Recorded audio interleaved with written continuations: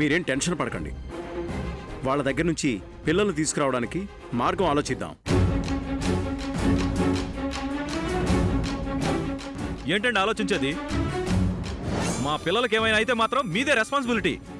ఎలాగైనా మా పిల్లల్ని మీరే కాపాడాలి సార్. ఈ పరిస్థితుల్లో ఆవేశపడితే మనం చేయగలిగింది ఏమీ లేదు. కాస్త ఓపిక పట్టండి. వాళ్ళ డిమాండ్స్ ఏంటి సార్? 50 లక్షలు.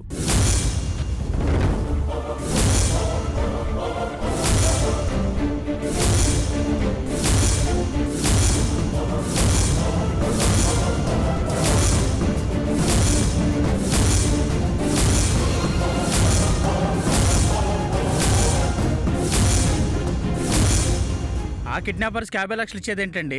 పోలీస్ కమిషనర్ నా క్లోజ్ ఫ్రెండ్. ఒక్క ఫోన్ కొట్టానంటే వాళ్ళు ఎక్కడున్నా బంధించి మా పిల్లల్ని కాపాడతారు. ప్లీజ్ తొందరపడకండి.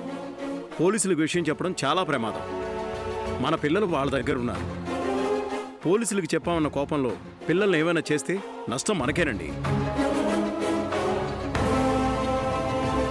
అదీ కాక డొనేషన్లు ఆశించకుండా కేవలం పిల్లలకు మంచి విద్య అందించాలన్న ఆశయం గల స్కూల్ మనది.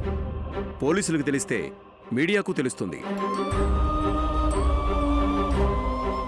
దాంతో జనమందరికీ తెలిసి స్కూల్ పరువు పోతుంది. ఏదో విధంగా వాళ్ళు అడిగిన డబ్బు ఇవ్వడమే కరెక్ట్ అనిపిస్తోంది. స్కూల్ నుండి నేను కొంత అమౌంట్ అరేంజ్ చేస్తాను. మీరు కూడా తలా కొంత ఇవ్వగలిగితే పిల్లల్ని కాపాడుకోవచ్చు. ప్రిన్సిపల్ గారు చెప్పినట్టు కిడ్నాపర్స్కి డబ్బులు ఇచ్చి మన పిల్లల్ని రక్షించుకోవడం తప్ప వేరే గత్యంతరం లేదు. నా వంతుగా నేను 3 లక్షలు ఇస్తాను. నేను కూడా 2.5 లక్షలు ఇస్తాను. నేను 4 లక్షలు ఇస్తాను.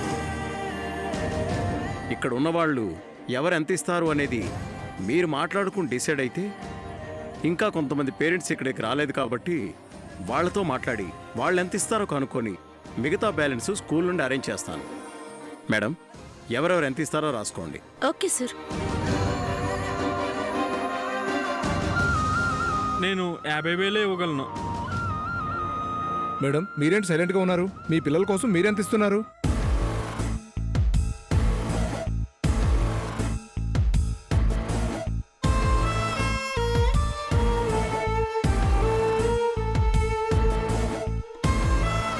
మాట్లాడరేంటి మేడం? మీరు ఎంత అమౌంట్ ఇస్తారో చెప్పలేదు.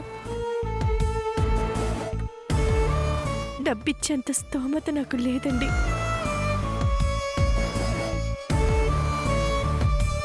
అంత స్తోమత లేనప్పుడు మీ పిల్లల్ని ఈ స్కూల్లో ఎందుకు జాయిన్ చేసావమ్మా? మీ స్థాయికి తగ్గట్టు వేరే స్కూల్లో జాయిన్ చేసుకోవచ్చు కదా.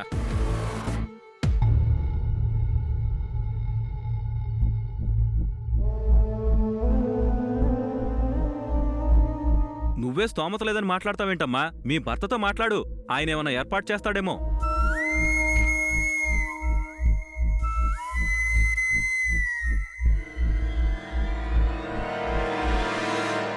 దేనికి సమాధానం చెప్పకుండా అలా మౌనంగా ఉంటారేంటమ్మా?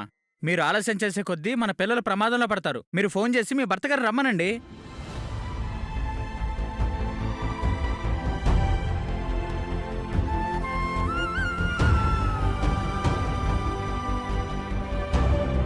ఆవిడికి భర్త లేరండి.